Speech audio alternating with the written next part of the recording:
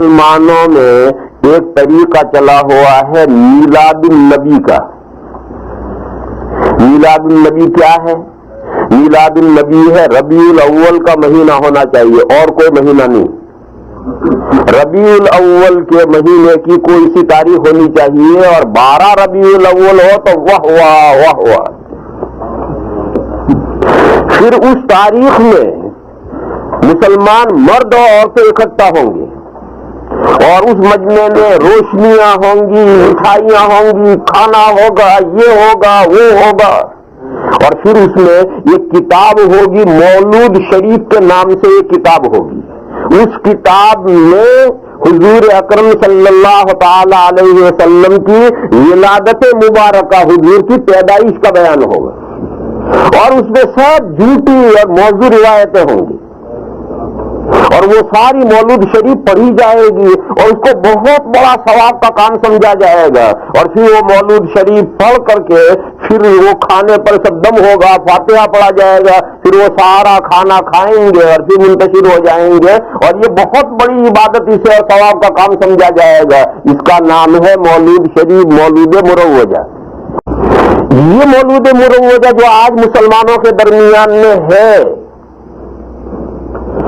اس کی نہ تو یہ حضور کے سلف میں تھی اور نہ اس کی کوئی اصل پائی جاتی ہے، اور یہ مولود کا طریقہ شروع ہوا ہے 5th سینچری میں، 5ویں صدی میں۔ اربل کا ایک بادشاہ تھا، اس کا نام صلاح الدین تھا۔ اربل یہ ادھر عراق کی طرف کہیں ہے۔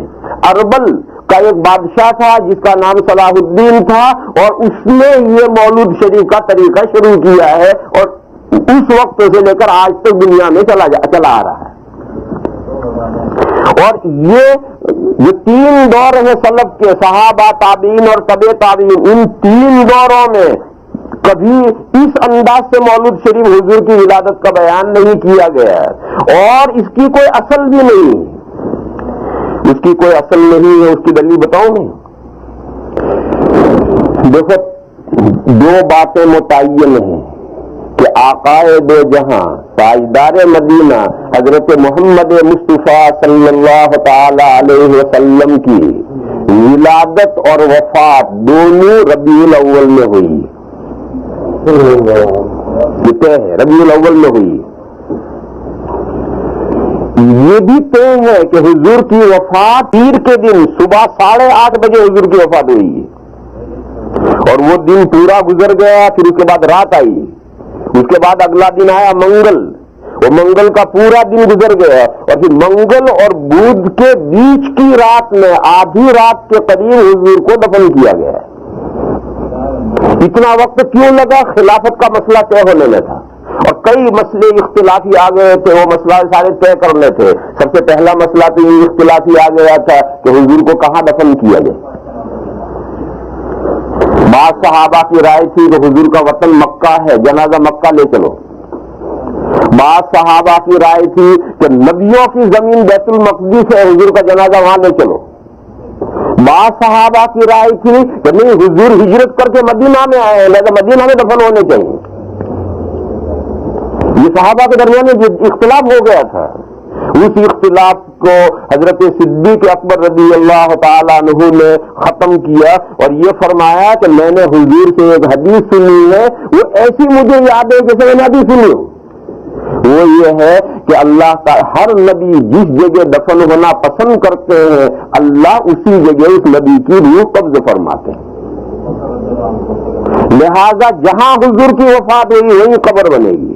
لہذا حضرت عائشہ کے کمرے میں جہاں چارپائی بچھی ہوئی تھی اور جس پر لیٹے لیٹے حضور کی وفات ہوئی تھی، ٹھیک اس کے نیچے قبر کھودی گئی۔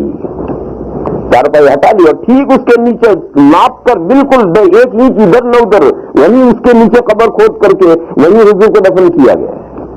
تو ایک مسئلہ تو یہ طے ہونے میں بڑا وقت لگ گیا تھا۔ دوسرا مسئلہ یہ اختلافی ہو گیا تھا کہ حضور کو نہلائیں یا نہ نہلائیں، اور نہلائیں تو کپڑے اتار کر نہلائیں یا بغیر کپڑے اتار کر نہلائیں۔ یہ مسئلہ بھی بڑا اختلافی ہو گیا تھا۔ اس مسئلے کا پھر آخر میں یہ فیصلہ ہوا کہ حضور کو نہلایا جائے گا لیکن کپڑے نہیں اتارے جائیں گے. حضور نے جو کپڑے پہن رکھے ہیں انہی کپڑوں میں نہلایا جائے گا, کپڑے اتارے بغیر. تو یہ بھی ایک جھگڑا ہو گیا تھا, اسی جھگڑے میں یہ فیصلہ کرنے میں دیر لگی. پھر ایسا ہی ایک مسئلہ اور کھڑا ہو گیا, وہ یہ ہے کہ حضور کی جو قبر کھودی جائے گی تو قبر میں بغلی بنائیں گے یا شق بنائیں گے؟ قبر بنانے کے دو طریقے ہیں, ایک بغلی بناتے ہیں, ایک بیچ میں کھود کر کے شق بناتے ہیں. تو حضور کی قبر کیسی بنائی ہے؟ قبریں دونوں طرح کی بنتی ہیں, اور ساری دنیا میں جیسی زمین ہو اور زمین کے تقاضے ہو اس کے اعتبار سے بغلی بھی بنا سکتے ہو, شق کی بھی بنا سکتے ہو, دونوں طریقے جائز ہے. لیکن حضور کے لیے کون سا طریقہ اختیار کیا جائے؟ اب اس کے لیے بڑا جھگڑا کھڑا ہو گیا, کیسے فیصلہ کرے؟ آخر فیصلہ یہ کیا کہ مدینہ میں ایک صحابی بغلی بنانے کے ماہر تھے اور ایک دوسرے صحابی شق بنانے کے ماہر تھے. تو طے یہ ہوا کہ دو آدمی فوراً روانہ کرو, ایک ان کو بلانے کے لیے اور ایک ان کو بلانے کے لیے. دونوں میں سے جو پہلے آ جائے وہ اپنا عمل کرے. بغلی بنانے والا پہلا آ جائے تو حضور کی قبر میں بغلی بنائی جائے, اور شق بنانے والا پہلے آ جائے تو وہ شق بنائے. جو دو آدمی فوراً روانہ ہوئے, وہ جو بغلی بنانے والے صحابی تھے وہ تو گھر ملے اور آدمی جا کے اطلاع کی وہ فوراً آ گئے, اور وہ شق بنانے والے جو صحابی تھے وہ گھر ملے ہی نہیں. آدمی خالی ہاتھ واپس آ گیا. حضرت ابو عبیدہ تو نہیں, وہ حضرت ابو عبیدہ بن الجراح تھے جو اشرے مبشرہ میں سے ہیں, 10 صحابہ میں سے جن کو جنت کی خوشخبری دی گئی تھی, وہ شق بناتے تھے. اور حضرت ابو طلحہ انصاری وہ بغلی بناتے تھے. تو حضرت ابو طلحہ انصاری گھر ملے اور وہ بلائے اور وہ آ گئے, اور حضرت ابو عبیدہ گھر ملے ہی نہیں. یہ اللہ نے آٹومیٹکلی فیصلہ کر لیا اور حضور کی قبر میں بغلی بنائی گئی. پھر ایک بہت بڑا جھگڑا یہ کھڑا ہوا کہ حضور کی نماز جنازہ پڑھی جائے نہ پڑھی جائے, اور پڑھی جائے تو کس طرح سے پڑھی جائے. یہ ایک بڑا جھگڑا اختلاف کھڑا ہوا.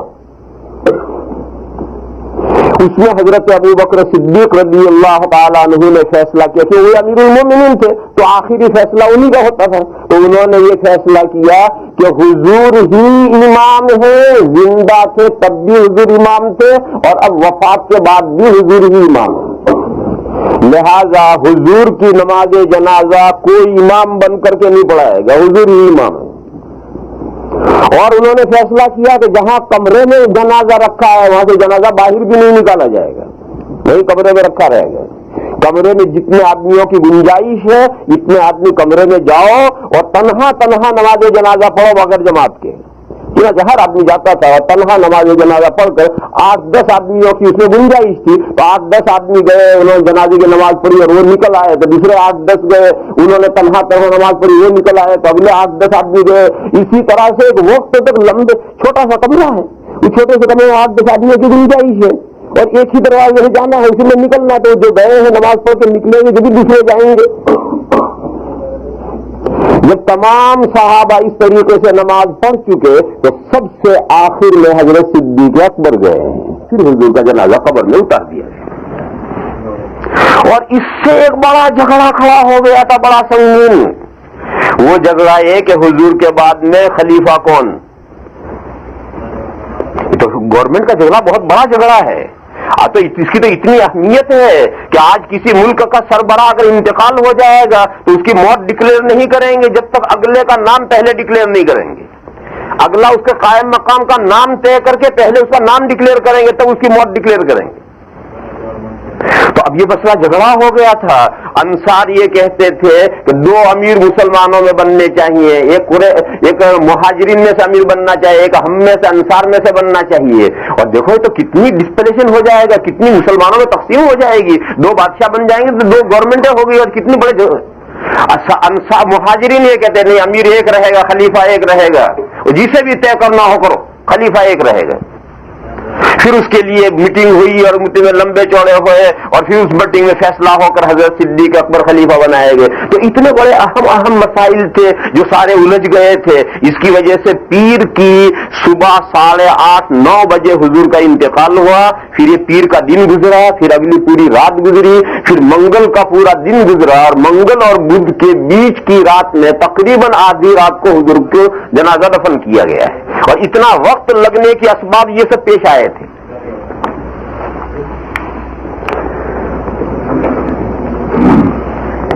تو دو باتیں طے ہیں کہ ربیع الاول میں حضور کی پیدائش بھی ہوئی ہے اور ربیع الاول میں حضور کی وفات بھی ہوئی ہے، اور پیدائش کس دن ہوئی ہے اس بارے میں کوئی صحیح روایت نہیں، کون سے دن، لیکن وفات کس دن ہوئی ہے اس بارے میں صحیح روایت ہے کہ پیر کے دن وفات ہوئی ہے۔ اور تیسری بات کہ کون سی تاریخ تھی، ربیع الاول کی تاریخ کون سی تھی؟ مسلمانوں میں مشہور ہے کہ حضور کی وفات 12 ربیع الاول کو ہوئی ہے، اس کی کوئی روایت ہے ہی نہیں کہ 12 ربیع الاول کو حضور کی وفات ہوئی، اس کی کوئی روایت ہے ہی نہیں، اور حساب سے 12 کو پیر آتا ہی نہیں۔ کیوں؟ دیکھو یہ ربیع الاول ہے، ربیع الاول سے پہلے سفر ہے، سفر سے پہلے محرم ہے، محرم سے پہلے ذی الحجہ ہے، اس ذی الحجہ میں حضور نے حج فرمایا ہے، اور ذی الحجہ کی 9 تاریخ جب حضور عرفہ میں تھے اس دن جمعہ تھا، یہ طے ہے کہ ذی الحجہ کی 9 تاریخ کو عرفہ کے دن جمعہ تھا۔ اب وہاں سے کاؤنٹ کرتے کرتے آؤ، چاہے تمام مہینے 30 کے لے لو، چاہے تمام 29 کے لے لو، چاہے بعض 30 کے لے لو، چاہے بعض 29 کے لے لو، جو تمہیں حساب کرنا ہو کر لو، 12 کو پیر آ ہی نہیں سکتا۔ جب جس کا جی چاہے حساب کر کے کیلکولیٹر لے جائے، 12 کو پیر کبھی بھی نہیں آئے گا، 9 کو پیر آتا ہے۔ بعض مہینے 30 کے اور بعض مہینے 29 کا جیسا حساب ہوتا ہے اس اعتبار سے 9 کو پیر آتا ہے، 12 کو پیر آتا ہی نہیں۔ اس کا خلاصہ کیا ہے کہ دیکھو میلاد النبی کا اگر طریقہ صحابہ کے زمانے میں ہوتا، تابعین کے زمانے میں ہوتا، تبع تابعین کے زمانے میں ہوتا، تو اتنی ساری جہالت کیسے ہو گئی کہ کس دن میں انتقال ہوا ہے، کس تاریخ میں انتقال ہوا، وہی کوئی نہیں جانتا۔ تو کیا مسلمان تاریخ بھی بھول گئے؟ میلاد النبی کرتے تھے اور تاریخ بھی بھول گئے؟ پھر میلاد النبی کرتے کس دن تھے؟ معلوم ہوا کہ اس وقت میلاد النبی کا کوئی رسم نہیں تھی، کوئی رواج نہیں تھا، اور ایک لمبے زمانے تک کوئی رسم اور کوئی رواج نہیں تھا۔ یہ تو 5ویں صدی میں اربل کے بادشاہ صلاح الدین نے یہ رسم نکالی ہے، اور جو مسلمانوں میں چلی اور چلتی چلی گئی۔ لہذا یہ جو میلاد مروجہ ہے یہ نہ حضور کے زمانے میں تھی، نہ سلف کے زمانے میں تھی، نہ اس کی کوئی اصل تھی۔ ہاں رکو ایک بات سمجھو، آقائے دو جہاں تاجدار مدینہ حضرت محمد مصطفیٰ صلی اللہ تعالی علیہ وسلم کے حالات زندگی بیان کرنا، پیدائش سے لے کر وفات تک یہ تمام حالات زندگی بیان کرنا، یہ افضل عبادت ہے، بہترین نیکی کا کام ہے۔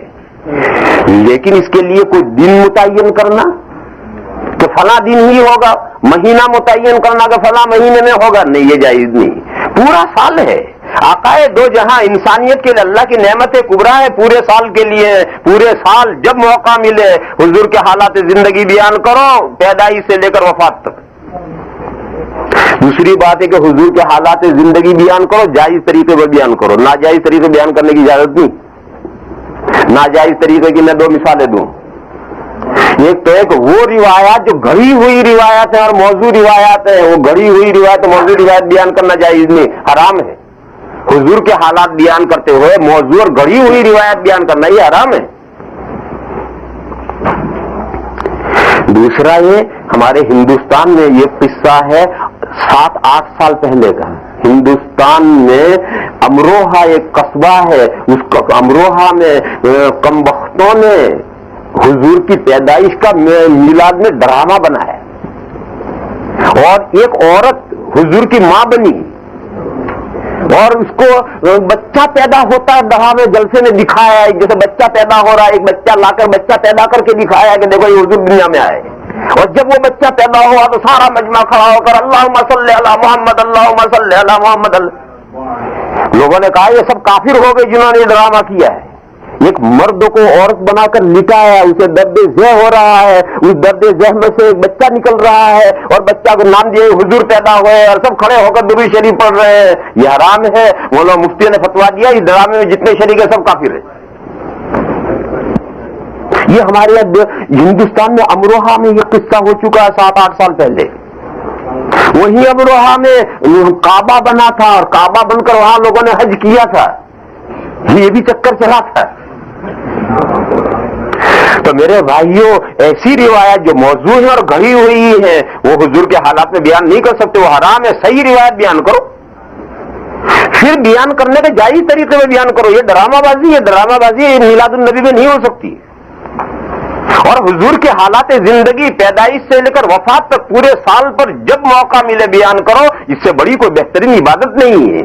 مسلمان اپنے پیغمبر کو پہچانیں گے جبھی تو وہ دین سے جڑیں گے، اور اپنے پیغمبر کو پہچانیں گے نہیں دین سے کیا جڑیں گے؟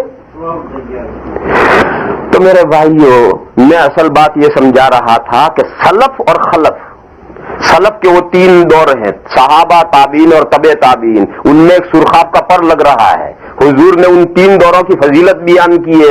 اسی وجہ سے سنت اور بدعت کا معیار یہ ہے کہ سلف کے زمانے میں جو چیزیں ہوتی تھی یا جن چیزوں کی اصل پائی جاتی ہے وہ سب سنت ہیں اور جائز ہیں، اور جو چیزیں سلف کے زمانے میں نہیں ہوتی تھی اور اس کی اصل بھی سلف کے زمانے میں نہیں پائی جاتی اور آج اسے دین کا کام سمجھ کر کیا جا رہا ہے، ثواب کا کام سمجھ کر کیا جا رہا ہے، تو وہ بدعت ہے.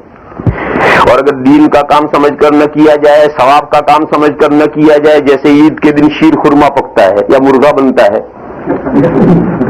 گجراتیوں کا مرغا بنتا ہے کہ نہیں عید کے دن، اور ہمارے ہندوستان میں شیر خورما پکتا ہے، تو اسے کوئی عبادت سمجھ کر نہیں کیا جاتا، کوئی ثواب سمجھ کر نہیں کیا جاتا، ایک رسم ہے. یا جیسے عید کے دن جہاں عید کی نماز خطبہ ختم ہوا تب کھڑے ہو کر دے معانے کا، حالانکہ ابھی گھر سے ساتھ آئے تھے اور اب دے معانے کا چل رہا ہے. تو اب یہ معانے کا یہ کوئی دین کا کام سمجھ کر، عبادت کا ثواب کا کام سمجھ کر نہیں کیا جاتا ہے، مگر یہ کیا جاتا ہے. اور گھر لوٹ کر ایک دوسرے کے گھر جائیں گے اور ملیں گے، عید ملن، اور صرف مرد ہی نہیں ملیں گی، عورتیں جائیں گی، اور عورتیں ہی نہیں جائیں گی، نوجوان لڑکیاں اپ ڈاؤن کریں گی اور شاندار کپڑے پہن کر اس محلے سے اس محلے عید ملن. مگر اس کو کوئی عبادت ثواب کا کام سمجھ کر نہیں کیا جاتا، لیکن اسے بدعت نہیں کہیں گے، اسے رسم کہیں گے، اسے کہیں گے رسم. اور جسے ثواب کا کام سمجھ کر کیا جائے وہ ہے بدعت.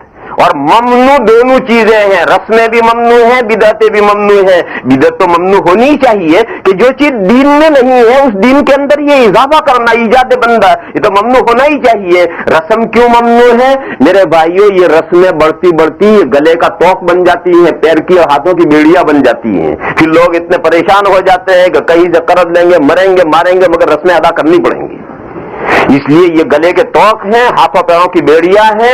اسلام نے ان رسموں میں پھنسنے کی بھی اجازت نہیں دی ہے. تو میں اصل بات تو یہ کہہ رہا تھا کہ یہ جو ان اللہ یامر بالعدل والی جو آیت کریمہ ہے، یہ سلف کے زمانے سے خطبوں میں آخر میں یہ پڑھی جاتی ہے اور انہی پر خطبے ختم کیے جاتے ہیں. تو آخر پورے قرآن کریم کی کوئی آیت نہیں ہے، سلف نے یہ آیت کیوں تجویز کی ہے؟ اگر اس آیت میں کوئی خوبی ہے تبھی تو وہ خوبی یہی ہے، یہ تعلیمات اسلام کی جامع آیات ہے.